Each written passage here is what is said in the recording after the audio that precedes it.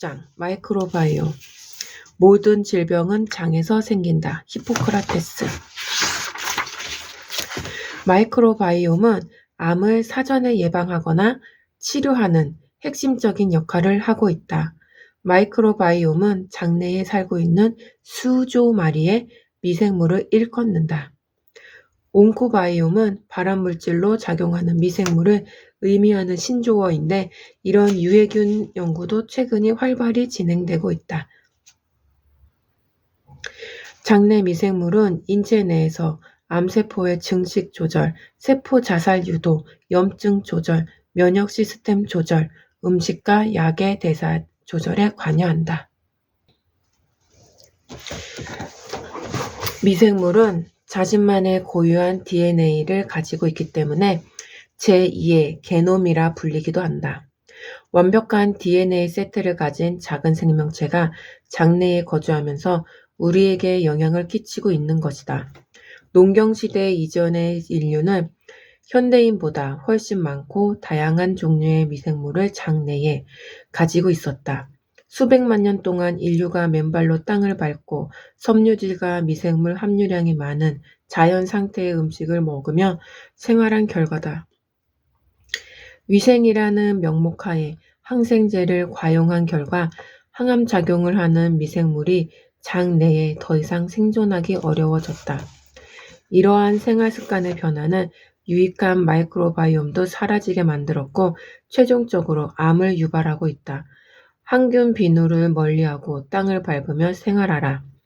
친환경 음식을 섭취해 장내 미생물이 건강하게 살 수 있는 환경을 만들어라. 공진화란 2개 이상의 종이 상호 영향을 끼치면서 함께 진화하는 과정을 일컫는데 그 예로 초식동물과 육식동물, 식물과 초식동물의 관계를 들 수 있다. 즉 자연계의 모든 생명체는 먹고 먹히는 관계 혹은 주고받는 관계 속에서 서로 진화한다.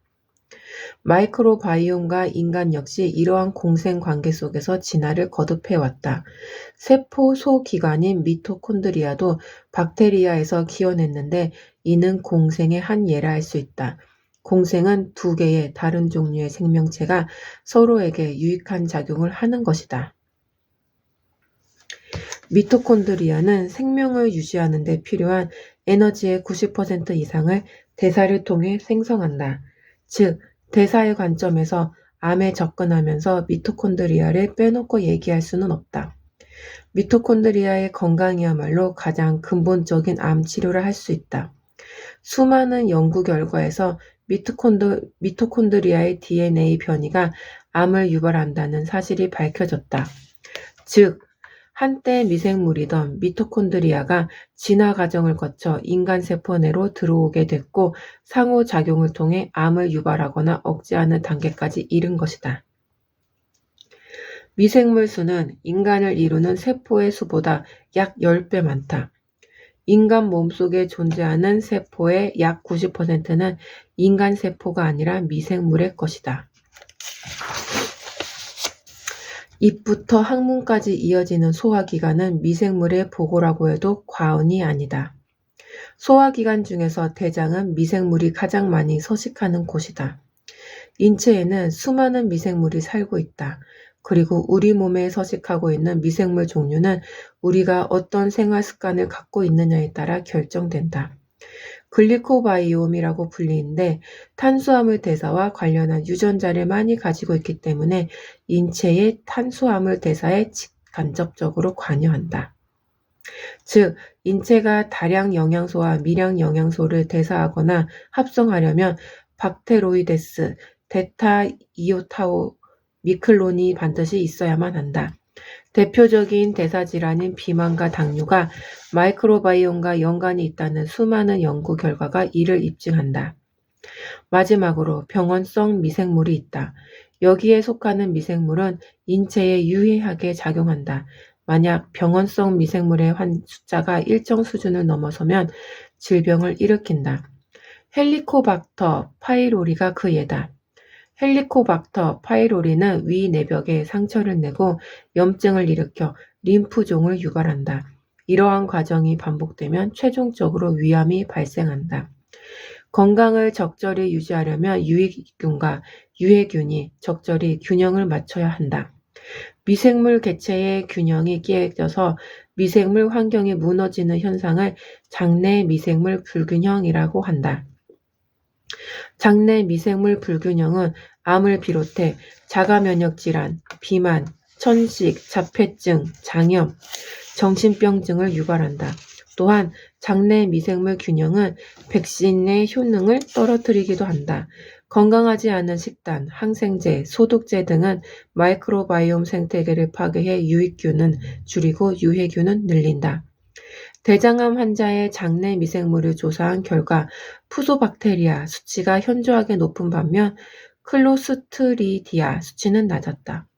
푸소박테리아는 장벽의 염증을 유발하고 암세포의 성장을 자극하는 대표적인 유해균이고 클로스트리디아는 탄수화물과 섬유질을 잘게 분해해 대장암을 억제하는 대표적인 유익균이다. 유방암에서도 비슷한 연구 결과가 발표됐다. 유방암 환자의 유방조직과 건강한 사람의 유방조직을 분석한 결과 마이크로바이옴이 상이하게 달랐다. 사람은 체내에 자기만의 고유한 마이크로바이옴을 형성하고 있다. 고유한 마이크로바이옴은 사람이 살아온 생활 환경과 생활 습관에 따라 결정된다. 신생아의 마이크로바이옴은 부모의 자궁으로부터 세상 밖으로 나오는 순간 결정된다. 자연분만으로 태어난 아기의 마이크로바이옴을 조사해보면 어머니의 질에 서식하는 마이크로바이옴과 동일하다.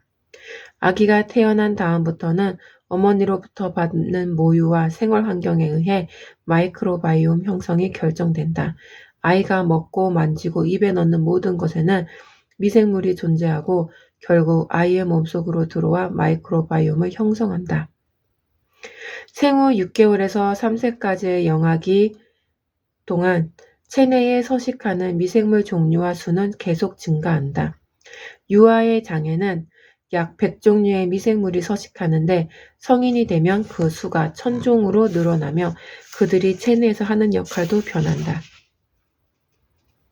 3세가 되면 성인과 비슷한 마이크로바이옴이 구축되고 성장할수록 마이크로바이옴은 급격하게 변하기보다 점점 안정된다. 임신 기간에는 질에 서식하는 마이크로바이옴이 앞으로 태어날 아기에게 유익하도록 변한다. 이 장에서는 이미 망가진 마이크로바이옴을 건강한 상태로 되돌리는 방법을 자세히 알아볼 것이다. 마이크로바이옴이 암과 건강에 미치는 영향. 마이크로바이옴은 건강 영역의 다른 요소에도 중요한 역할을 한다. 면역계, 소화계, 대사계에 광범위하게 영향을 미친다. 박테로이데스 프라질리스. 인체에 해로운 진균이나 세균을 없애주는 중요한 역할을 한다. 하지만 박테로이데스 프라질리스가 다른 미생물과 균형을 이루지 못하고 필요 이상으로 증식하면 대장암을 일으키는 원인이 된다. 모든 체내 미생물이 정해진 위치에서 다른 미생물과 조화를 이루어 정해진 역할을 해야 건강을 유지할 수 있다. 인체 대사의 약 50%를 장내 미생물이 활성화한다. 어떤 박테리아는 인간 DNA를 바꿔 암을 유발할 수 있다. 비타민 B12, 비타민 K, 섬유소, 단백질 같은 영양물질은 소화, 흡수, 합성하려면 미생물이 반드시 역할을 해야 한다. 특히 장내 미생물이 결핍되면 항암 치료 효과가 떨어질 수 있다.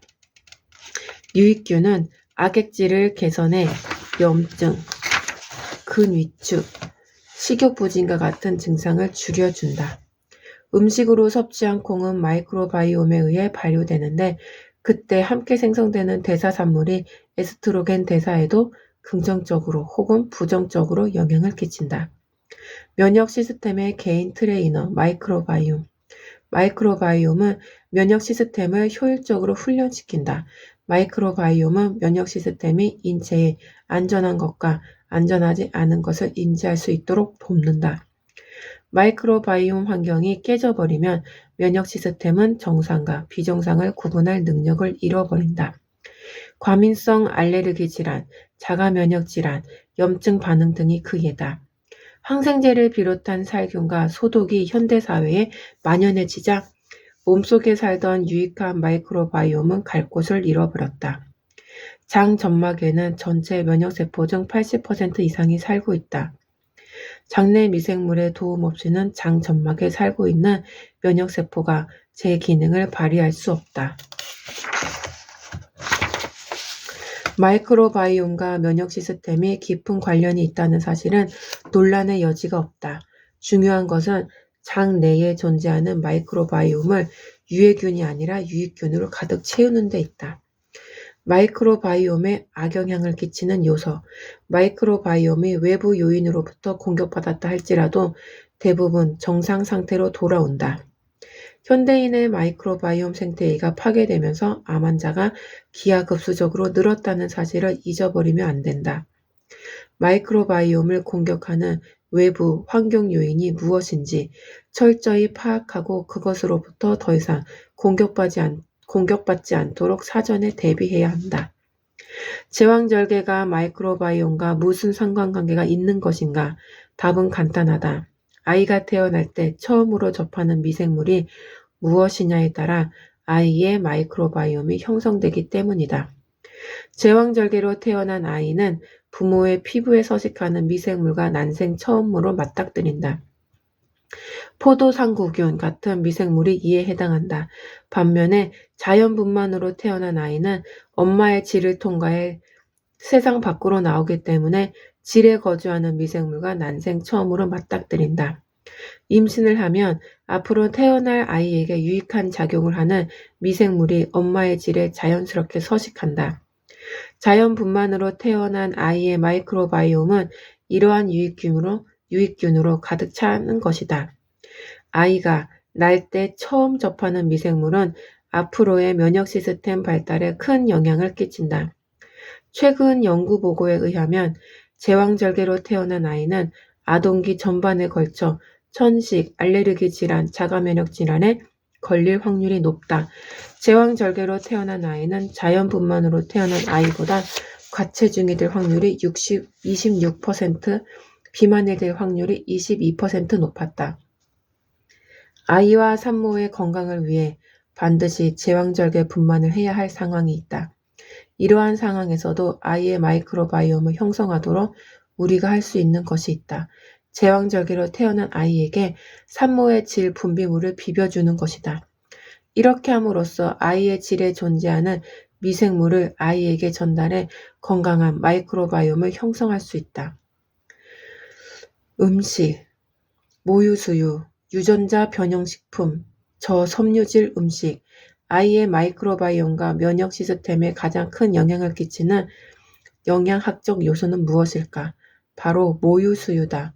모유수유는 중이염부터 백혈병까지 영아, 유아, 소아가 걸리기 쉬운 질환 발생률을 낮춰준다. 모유에는 백혈구, 항체, 올리고사카라이드가 풍부하게 함유돼 있다. 특히 올리고사카라이드는 대표적 유익균 중 하나인 비피더스균의 먹이로 이용된다. 여성의 유방에는 다른 조직에서 발견되지 않는 독특한 미생물군이 존재한다. 프로테오박테리아는 건강한 유방 조직에 발견되는 대표적인 유익균으로 유방 이외의 조직에서는 많이 발견되지 않는다. 반대로 에세리키아와 바실러스, 유방암 조직에서 자주 관찰되는 미생물이다. 유방 조직은 고농도의 지방산을 만들어내는 이러한 고농도의 지방산을 대사할 수 있는 미생물군이 유방에 특이하게 서식하는 것이다. 한 예로 분유 수유를 한 아이는 6개월 이상 모유 수유를 한 아이에 비해 장차 암에 걸릴 확률이 8배 높았다. 세계보건기구 생애 6개월까지는 모유수유만 하고 생후 2년까지는 이유식과 함께 모유수유를 지속하도록 권장하고 있다. 분유에는 염증을 유발하는 지방, 우유 단백질, 콩 단백질, 설탕 등이 포함되어 있는 반면 면역을 증진하는 물질이나 유익균은 전혀 들어있지 않다. 유전자 조작, 옥수수와 콩이 들어있다. 분유에는 분유에는 유전자 조작 옥수수와 콩이 들어있다. 한 연구에 의하면 GMO에는 글라이포세이트라 불리는 성분이 자주 검출되는데 이는 제초제 성분 중 하나다. 자연에 존재하는 식물성 섬유는 마이크로바이옴이 가장 좋아하는 먹이지만 요즘 아이들은 거의 섭취하지 않는다. 정제당, 가공식품, 시리얼 같은 음식은 마치 불도저처럼 마이크로바이옴을 장내에서 밀어내버리고 유해균이 그 자리를 대신하도록 한다. 영아의 첫 이유식으로 계란 노른자, 아보카도, 채소 퓨레 같은 천연 음식을 추천하니 참고하기 바란다. 신선한 과일과 채소는 영양소와 섬유질을 다량 함유하고 있다. 섬유질은 마이크로바이옴을 건강하게 만드는 1등 공신이다. 섬유질 공급이 줄어들면 유익균은 배고픔에 시달리다가 굶어 죽는다. 우리의 마이크로바이옴은 수백 종의 다양한 섬유소를 먹으면서 진화해 왔다. 공장에서 만든 시리얼을 먹으면서 진화해 오지 않았다. 항생제는 삶과 죽음을 판가름하는 상황에서만 사용하는 것이 바람직하다. 사실 많은 세균 감염증은 프로바이오틱스나 생약, 천연 항생제를 이용해 치료할 수 있다. 항생제의 부작용 중 하나는 미토콘드리아에 손상을 입혀 인체를 매우 피로하게 만든다는 것이다. 장내 마이크로바이옴이 손상된 암 환자 대부분이 항암 치료에 대한 반응이 매우 떨어지는 것으로 나타났다. 우리가 매일 먹는 음식에는 이미 엄청난 양의 항생제가 포함되어 있다. 농장에서 사용하는 항생제가 99년에 81톤이었으나 2011년에는 136톤까지 증가했다. 가축에 투여된 항생제는 육류, 달걀, 우유, 치즈 등 모든 동물성 식품에 남아 최종적으로 우리 몸으로 들어온다. 성장 촉진용 항생제는 동물이 지방을 잘 소화하도록 돕는다. 그 결과 성장 촉진용 항생제를 투여받는 가축은 체중이 는다. 이는 인간에게도 동일하게 작용한다. 이런 이유로 FDA는 항생제를 가축에게 투여한 후와 가축을 도살한 후 반드시 샤워해서 몸에 묻은 항생제를 씻어내라고 권고하고 있다. 그러나 FDA의 권고는 말 그대로 권고로 머물고 있으며 아무런 모니터링도 이루어지지 않는 실정이다. 우유 2컵에는 테트라사이클란이 50 마이크로그램보다 많이 포함될 수도 있다. 테트라사이클린은 DNA를 손상시킬 수 있기 때문에 8살 이하의 어린이에게는 투여가 금지된 항생제다. 우리가 유기농 식품을 그토록 강조하는 이유도 여기에 있다. 항생제의 위험성이 크다는 사실을 알았다 하더라도 병원성 세균을 죽이려면 항생제를 써야 하지 않겠는가? 정답은 그렇지 않다다. 인류는 지난 수천 년 동안 생약을 천연 항생제로 사용해 왔다. 다음에 거론할 생약은 항생작용을 하는 것들이다. 만약 무분별하게 몸속에 항생제를 넣는다면 여러분의 마이크로바이옴은 황폐화돼 그 어떤 항암 치료도 적절한 효과를 발휘하지 못하게 됨을 명심해라. 호스레디시는 서양 고추냉이라고 불리는 생약이다.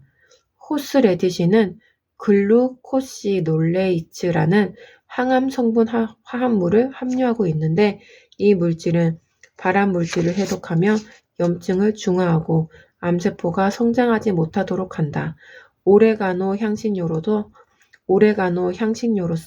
항생 효과가 뛰어나다. 곰팡이균 중 하나인 칸디다, 감염에 뛰어난 항진균 효과를 낸다. 지속적인 항생제 투입 탓에 내성이 생긴 유해균을 억제하는 효과가 있다. 조지타운 의대 연구자들은 오레가노 오일이 항생제의 내성인 황색포도구균에 효과가 있다는 사실을 밝혀냈다. 대장암, 유방암, 전립선암에 오레가노 오일이 강력한 항암 효과를 낸다는 사실 또한 밝혀졌다. 항생제는 사용할 수 있는 모든 카드가 듣지 않았을 때만 히든 카드로 써야 한다. 과도한 항균. 현대인이 자주 사용하는 항균 비누에는 세균을 소독하고 제거하는 화학물질이 다량 함유되어 있다. 이러한 화학물질은 단순히 피부에 존재하는 유해균만 제거하는 게 아니라 유익균도 함께 제거하며 그 때문에 비타민 D 합성이 더욱 어려워진다. 방사선 치료는 음식물 대사에 관여하는 마이크로바이옴에 심각한 타격을 준다. 체중이 떨어지고 악액질이 나타나는 이유도 항암제와 방사선 때문에 기능을 상실한 마이크로바이옴에 있다. 위산 역류는 꼭 제산제를 사용하지 않더라도 프리바이오틱스로 쉽게 다스릴 수 있는 증상이다.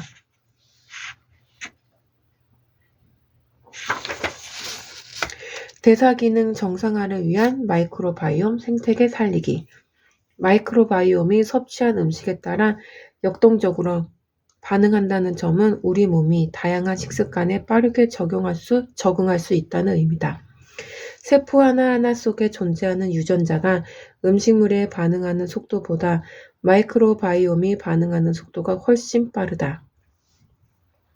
결국 마이크로바이옴과 게놈은 우리가 장기간 섭취한 음식물을 가장 효과적으로 대사할 수 있는 방향으로 변화하고 진화한다. 섬유소, 식이섬유는 식물의 뼈대와 같은 역할을 하는데 채소와 과일 등 모든 식물식품에서 발견되며 곡물과 콩과 같은 식품에도 존재한다. 식이섬유는 전분이 전혀 없는 다당류이며 소화효소로 분해되지 않는다. 식이섬유는 우리 위장과 소장을 그대로 통과해 대장까지 다다른다. 대장까지 소화되지 않은 채 넘어온 식이섬유는 대장에 거주하는 수많은 유익균의 좋은 먹이가 된다. 가용성 섬유소는 물에 녹아 젤처럼 되며 결장의 미생물이 분해한다. 불용성 섬유소는 물에 녹지 않아 젤을 형성하지 않으며 미생물에 의해 쉽게 발효되지 않는다. 불용성 섬유소는 소화기관을 일정한 속도로 통과한다. 불용성 섬유소로는 양배추와 샐러리를 권장한다. 섬유소는 탄수화물이 포도당으로 전환되는 속도를 늦춰 혈당이 급격하게 올라가지 못하게 막아준다. 유익균 군집이 늘어나 마이크로바이옴을 건강하게 만들어준다. 식이섬유가 장내 미생물에 의해 대장에서 발효될 때 단세지방산을 포함한 특정 부산물이 생성된다. 부산물 중에서도 특히 단세지방산과 부틸산은 결장 건강에 매우 중요한 요소며 대장암 위험을 줄이는 것으로 밝혀졌다. 부틸산은 또한 인슐린 저항성을 예방하고 미토콘드리아 기능을 향상시킨다. 부틸산은 신진대사와 미토콘드리아를 활성화하는 데 중요한 역할을 한다. 따라서 고섬유질 식단은 암을 예방하고 관리하는 측면에서 보자면 핵심 요소라 할 수 있다. 가능한 한 다양한 채소를 섭취해라. 여러분 장내 마이크로바이옴을 건강하게 유지하고 싶다면 일주일에 30가지에서 40가지 종류의 식물과 하루에 40kg의 섬유소를 섭취하도록 노력해라. 케톤식이 요법의 공통적인 부작용은 섬유질 곡물 위주의 식단에서 고지방 위주의 식단으로 바꿈에 따라 나타나는 변비다. 소장에서 소화와 흡수를 막는 저항성 전분이란 것이다. 최근 구석기 식단과 체중 감량 식단을 지키면 저항성 전분이 큰 이점을 준다는 주장이 제기됐다. 이러한 추세에 따라 산업적으로 생산한 저항성 전분도 있다. 이것은 화학적으로 제조된 GMO 복수수 전분, 감자 전분이다.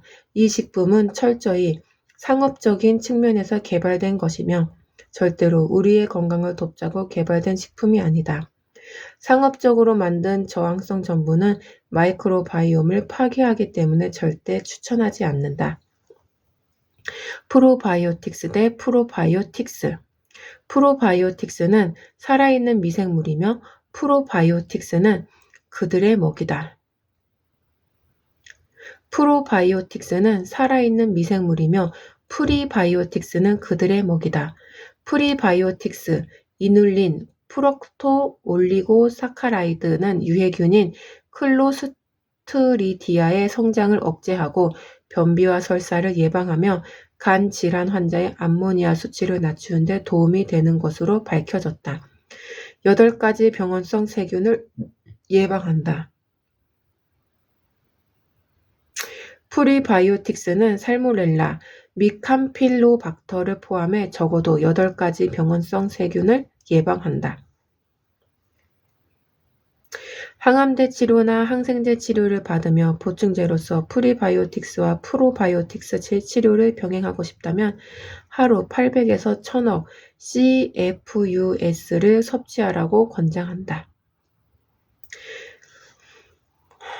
800억에서 1000억의 유산균을 섭취해라. 유해균이 없어지는 과정에서 3일에서 4일 동안 가스가 발생할 수 있다. 연구에 따르면 장내 미생물이 야간에 가장 많이 활동하기 때문에 프리 및 프로바이오틱스를 복용하기에 이상적인 시간은 잠자리에 들 때다. 다양한 미생물로부터 많은 혜택을 보려면 프리 또는 프로바이오틱스 제품을 90일마다 바꿔 복용하도록 한다. 만약 여러분이 다음에 열거하는 음식 중에 적어도 2~3개를 매일 섭취하지 못한다면 프로바이오틱스가 최적의 선택일 수 있다. 또한 건강에 유익한 채소일지라도 조리하면 프리바이오틱 함유량이 25%에서 75% 감소하므로 가능한 한 원시 상태에서 음식을 섭취하는 것이 건강에 이롭다. 마이크로바이옴을 위한 최고의 음식은 저혈당 음식이다. 부추는 섬유질, 비타민 K, 항암 성분이 있는 화합물을 포함하고 있는 마이크로바이옴 슈퍼푸드다. 돼지 감자. 발효 음식으로는 소금에 절인 양배추 또는 김치, 겨자, 호스레디쉬, 핫소스, 살사, 아보카도, 렐리시, 과카몰리 같은 채소나 샐러드 드레싱에는 수십억 개의 천연 바이오틱스가 함유돼 있다. 양배추와 마늘, 무 등을 소금에 절여 발효시켜 섭취하는 것도 좋은 방법이다. 발효식품이라도 고열로 가열하면 살아있는 미생물이 모두 파괴되기 때문이다. 아스파라거스는 인도와 아시아의 몇몇 지역에서 오랫동안 의약품으로 사용해 왔으며 사포닌이 풍부한 채소로도 유명하다. 사포닌은 여러 암종에서 항암 효과가 있음이 증명됐으며 위암세포를 사멸하도록 유도한다고 밝혀졌다. 아스파라거스의 사포닌은 천연 항생제로 작용하며 여러 연구 결과 인체 면역세포가 활성화되도록 자극한다고 밝혀졌다. 발효된 생선, 우에보시는 대표적인 알칼리 음식으로 피로를 풀어주고 소화를 돋구며 메스꺼움을 완화해준다. 우메보시는 발효 음식으로서 식초 음료로 만들기도 하는데 항암 치료를 받는 사람의 항암 독성을 줄이는 데 탁월한 효과를 발휘한다. 무, NK세포를 활성화해 종양세포를 공격하는 것 외에도 아리비노 갈락탄은 암세포가 전이하지 않도록 억제하고 방사선의 부작용으로부터 인체를 보호하는 탁월한 효과가 있다. 블랙 라스베리도 있고, 그리고 마이크로바이옴과 암, 그리고 건강. 마이크로바이옴과 암, 그리고 건강의 삼각관계는 연구가 계속될수록 더욱 중요하게 여겨질 것이라는 점에는 의심의 여지가 없다. 마이크로바이옴 생태계를 건강하게 유지하는 일은 암치료에서 가장 기본이라고 봐도 무방하다. 섬유질과 발효식품을 가능한 자주 섭취하고 항생제와 GMO 식품을 멀리하는 조치는 기본 중에 기본이라 할 수 있다. 미생물이 우리 면역계를 어떻게 훈련시키는지 살펴보려면 어떤 영양소가 마이크로바이옴에 유익하게 작용하는지 정확히 알아야 한다.